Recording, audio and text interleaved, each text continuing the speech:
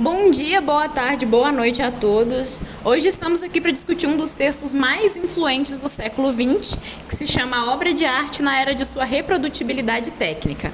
Esse texto foi escrito por Walter Benjamin em 1936. É um ensaio que revolucionou a forma como a gente entende a arte, a tecnologia e a política.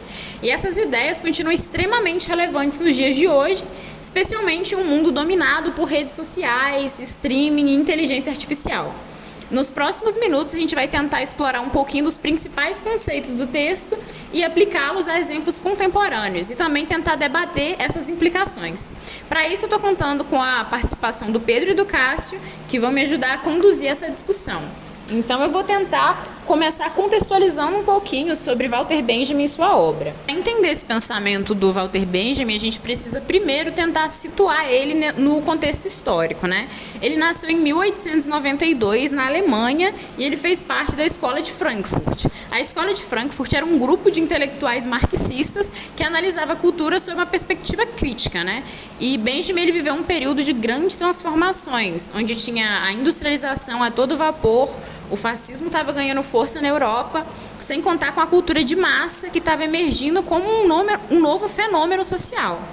Esse contexto é crucial para a gente conseguir entender seu pensamento, porque Benjamin ele observava como essas mudanças afetavam a percepção humana e a produção cultural. Ele percebeu que a arte estava perdendo seu caráter único e sagrado à medida que essas novas tecnologias, como a fotografia e o cinema, permitiam sua reprodução em larga escala. Além disso, Benjamin tinha uma abordagem interdisciplinar, ou seja, ele não se limitava à filosofia tradicional. Ele explorava também a crítica cultural, o marxismo e a estética.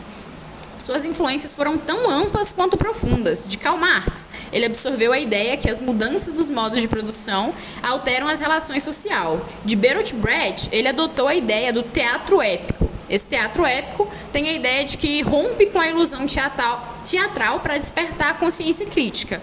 E do surrealismo, ele herdou esse interesse por libertar o potencial revolucionário da imaginação humana. O ensaio, a obra de arte na era de sua reprodutibilidade técnica, foi escrito em 1936, durante o exílio de Walter Benjamin.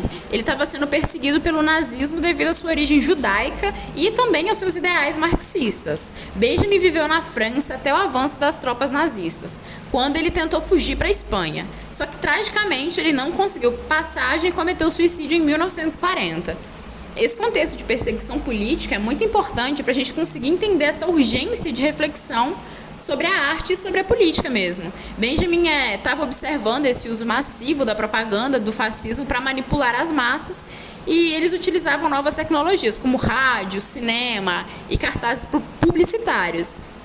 Ele percebeu que essa reprodutibilidade técnica não era apenas uma questão estética, mas também uma questão puramente política. No ensaio, ele investiga, a maneira com que a tecnologia estava tentando redefinir a arte e a percepção humana, e ele questiona o que acontece com a experiência estética quando a obra de arte popular pode ser reproduzida infinitamente, e como isso afeta a nossa relação com a autenticidade e a originalidade de um valor cultural. Essas perguntas que vão nortear a gente nesse debate de hoje. Bom dia, boa tarde, boa noite, minha rapaziadinha.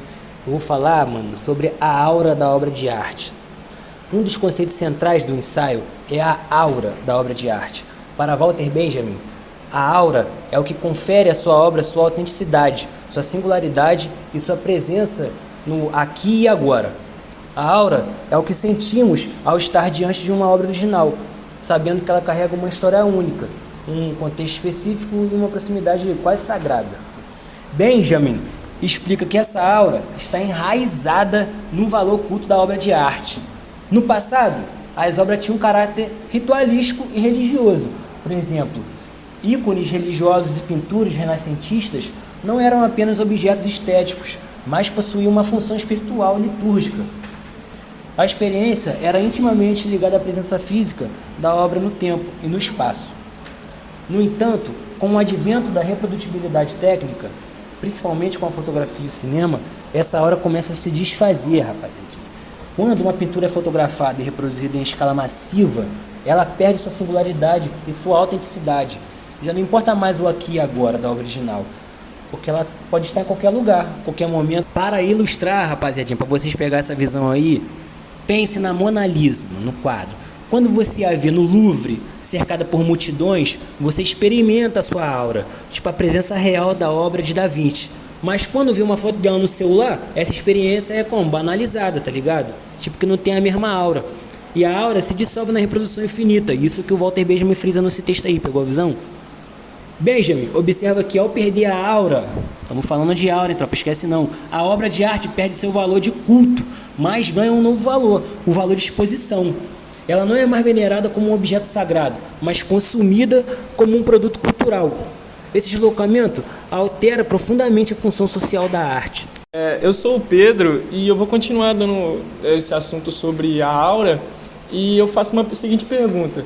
Porque quando a gente viaja para ver o Cristo Redentor ou a Torre Eiffel, se temos foto dele em todos os livros e na internet, por exemplo, com fácil acesso, é porque a gente busca a aura, a experiência de estar diante do original. Mas para o Benjamin, ele faz esse alerta que a reprodutibilidade técnica destrói essa aura, porque quando uma obra é fotografada, filmada ou digitalizada, ela perde seu vínculo com o contexto original, e isso torna nós, espectadores, passivos, que acabamos consumindo cópias sem histórias. Mas será que a aura desaparece completamente? Agora, falando um pouco sobre reprodutibilidade técnica, a reprodutibilidade técnica é um conceito central, né, nesse ensaio de Benjamin. Com a invenção da fotografia e da ciência, a arte ela passou a ser meio que reproduzida em massa. E isso democratiza o acesso, porque permite que muito mais pessoas tenham mais contato, né, com a cultura, mas ao mesmo tempo ela acaba banalizando a experiência estética. E o Benjamin ele argumenta que essa banalização acaba acontecendo porque a obra perde o seu caráter único. E quando a gente reproduz infinitamente, ela acaba se tornando um objeto de consumo e perde, né, esse contexto específico e a experiência singular que ela acaba proporcionando.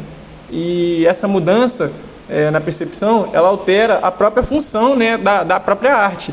Porque se antes ela era um objeto de culto ligado ao ritual e à tradição, agora ela acaba se tornando um objeto político, usado para poder influenciar as massas. E um exemplo claro disso são os próprios cartazes, né, da propaganda soviética e nazista, que utilizavam das imagens poderosas para poder moldar, né, essas ideologias, né? E o Benjamin alerta, né, que enquanto o fascismo estetiza a política, transformando a ideologia em espetáculo, o comunismo deve responder com a politização da arte, usando para poder conscientizar, né, essa crítica. Benjamin não via a reprodutibilidade técnica como algo necessariamente ruim. Ele acreditava que ela democratizava a arte. Antes, apenas reis e clérigos podiam contemplar uma pintura religiosa. Hoje, qualquer um acessa o Guernica de Picasso online, tá ligado? Qualquer hora. Isso é revolucionário. A arte deixa de ser um objeto de culto em templos e palácios e se torna um instrumento político na mão da massa. Outro exemplo são memes também. Eles usam a reprodutibilidade para espalhar ideias rapidamente, muitas vezes com forte teor político. Mas, tem um risco, né? Porque a arte, ela acaba virando meio que uma mercadoria, né, cara? Porque, você pensa no Spotify, por exemplo, quando a gente escuta uma música, sem se importar, sei lá, com o vinil, ou a capa, ou até mesmo com o contexto, né, que essa música foi escrita, meio que essa experiência meio que se divide, né? Por exemplo, ou isso acontece também no cinema, né? Porque o Benjamin ele via no cinema a arte de reprodutibilidade por excelência. Por exemplo, a câmera ela vai ampliar detalhes invisíveis a olho nu, como um close-up de um rosto, ou até a montagem, né? De criar novas narrativas e assistir. O exemplo a gente pode usar o próprio filme do Cidadão Kane, né? Que a técnica cinematográfica é usada para poder contar uma história de poder e corrupção. Meu parceiro Pedro, tu já tá ligado que o Benjamin também alertava para o risco da instrumentalização política da arte, né? Ele também citava filmes como O Triunfo da Vontade, de Lenin, que glorificavam Hitler usando técnicas inovadoras. A arte aqui não emancipa, ela manipula, pegou a visão? Por isso que Benjamin defendia que a resposta deveria ser a politização da arte, usando para conscientizar, não para alienar. Então, tentando trazer isso um pouquinho para o século XXI, a gente pode falar das redes sociais, né? Que é a nova forma de reprodutibilidade técnica. Se a gente for falar do Instagram, por exemplo, uma foto ela pode ser compartilhada milhões de vezes e acaba perdendo o seu contexto original. Mas também existem artistas que usam o Instagram para protestar. A gente pode falar um pouquinho das intervenções digitais do movimento Black Lives Matter e que aqui a arte ela é politizada da forma que Benjamin defendia. E, tipo, um outro exemplo que eu já disse e volto a repetir ele de novo é o próprio Spotify, né? Porque uma música, ela acaba virando um arquivo entre milhões sem uma aura meio que física, né? Porque você pode ouvir a mesma música em qualquer lugar, a qualquer hora, mas a experiência vai acabar sendo completamente diferente de um show ao vivo, né? E isso acaba a gente fazendo questionar, né? Se a aura ainda existe ou se ela vai se transformar. Vou falar pra tu, e as séries de TV, mano? Elas são produzidas em massa, tá ligado? Mas algumas, como Black Mirror, usam a técnica para criticar a própria tecnologia e a sociedade, pegou a visão? Isso mostra, mano, que a arte ainda pode ser um instrumento de reflexão, mesmo na era da reprodutibilidade.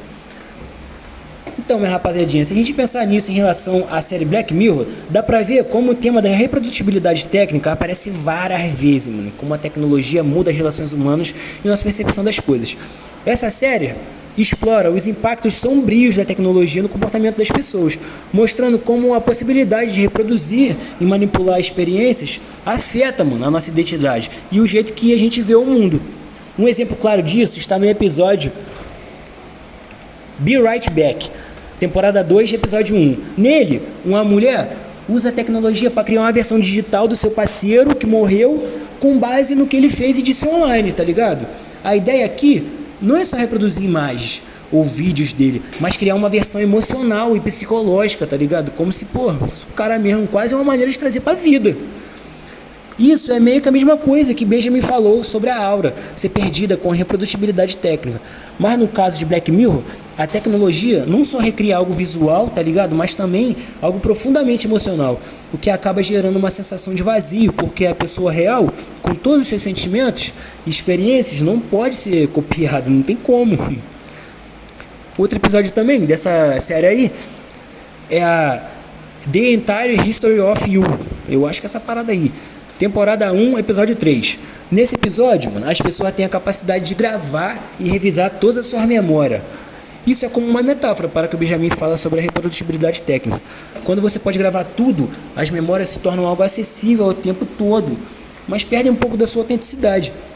Em vez de ser experiências únicas e pessoais, as memórias se tornam algo que você pode revisar, tá toda hora ali para distorcer. Tu acaba fazendo tua memória. E isso muda a maneira como você vive e sente suas próprias lembranças, mano. Em ambos os episódios, Black Mirror mostra como a reprodutibilidade técnica, que Benjamin falou na arte, também afeta na vida das pessoas, suas emoções, memórias e relações.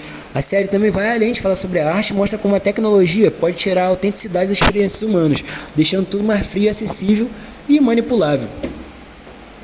Ou seja, ao relacionar as ideias de Walter Benjamin com Black Mirror, vemos que a série explora a tecnologia e redefine o que é autêntico, o que é memória e como a gente se conecta com os outros. Ela levanta a questão de, ao tornarmos tudo reproduzível, podemos perder o que realmente dá valor às nossas experiências e relações. E complementando, né, a fala do Cássio, de acordo com Walter Benjamin, o próprio cinema em si, como meio de arte, traz tanto benefícios, né, quanto malefícios, porque ele reflete, né, as contradições da modernidade e das reprodutibilidades técnicas, né, porque o cinema ele torna acessível a arte às massas, rompendo com o elitismo da arte tradicional, porque ele meio que vai permitir que um grande número de pessoas tenha acesso a experiências artísticas, algo que antes era restrito, né, a uma minoria. E o Benjamin ele vê o cinema como uma ferramenta muito poderosa para conscientização política e para mobilização das massas, porque ele acredita que o cinema ele pode ser usado para educar, criticar e acabar transformando a sociedade, especialmente em contextos de luta contra o fascismo e contra outras formas de opressão, porque o cinema ele introduz novas formas de ver e entender o mundo, através de técnicas como eu disse anteriormente, né, como os close-ups, os cortes, as montagens e isso acaba revelando detalhes e perspectivas que escapam à percepção humana comum, né, e expandindo a consciência do espectador, porque é uma forma de arte que ela é consumida coletivamente, né, e isso acaba criando essa experiência compartilhada entre os espectadores, e isso pode, obviamente, fortalecer os laços sociais e promover discussões sobre os temas relevantes. Mas também, né, tem malefícios, como, por exemplo, o cinema, ele tem essa perda da aura, né, porque como uma arte reprodutível, ela não possui a aura da obra de arte tradicional, e a aura que está ligada à singularidade e à autenticidade é substituída por cópias idênticas, e isso acaba diminuindo o valor cultural e histórico da obra. E o próprio Benjamin ele alerta que o cinema ele pode ser usado como uma forma de entretenimento alienante. E o Benjamin ele alerta, né, que o cinema ele pode ser usado como uma forma de entretenimento meio que alienante, porque ele distrai as massas dos problemas sociais e políticos reais. Em vez de acabar conscientizando, ele pode servir meio que como um ópio do povo, né? Porque ele pode ser usado para estetizar a violência e glorificar ideologias perigosas, como o fascismo, por exemplo. E ele critica, né, a forma como o fascismo usa a arte para poder criar espetáculos que glorificam a guerra e a dominação. Então, basicamente, para o Benjamin, o cinema, né, é uma forma de arte ambígua, porque, por um lado, ele tem um potencial, né, de revolucionar a percepção humana, democratizar a arte e servir como uma ferramenta política, mas, por outro, ele pode ser usado meio que para alienar, manipular e banalizar as experiências artísticas. E a chave, segundo Benjamin, está em como o cinema é utilizado como um instrumento de conscientização e transformação social ou como um meio de dominação e distração. E essa reflexão continua relevante para a gente poder entender, né, o papel do cinema e da mídia na sociedade contemporânea. Então, gente, para concluir, basicamente não, né, muito complexamente, Walter Benjamin nos ensina que a arte nunca é inocente. A reprodutibilidade técnica a tornou mais acessível, só que também a tornou mais vulnerável ao controle político. Essa perda da aura não é o fim da arte, só que é o começo de uma nova era e de uma nova forma de fazer arte, onde a sua função social se redefine o tempo todo. Porque para o Benjamin, né, essa tarefa da arte era tornar perceptível meio que o invisível, né? Ou seja, meio que revelar, né, essas estruturas de poder que a gente tem por trás da cultura. E nos dias de hoje, isso pode acabar meio que significando basicamente usar as redes sociais para a gente acabar denunciando injustiças ou criar filmes que vão questionar, né, a tecnologia. Aí eu falo para vocês, uma pergunta, uma minhoquinha na cabeça de vocês. Precisamos de novas teorias para entender a cultura digital ou as ideias de Benjamin ainda são suficientes? Valeu por acompanhar o podcast aí. Se tu gostou, compartilha e deixa os comentários. Até a próxima, rapaziadinha. Tamo junto.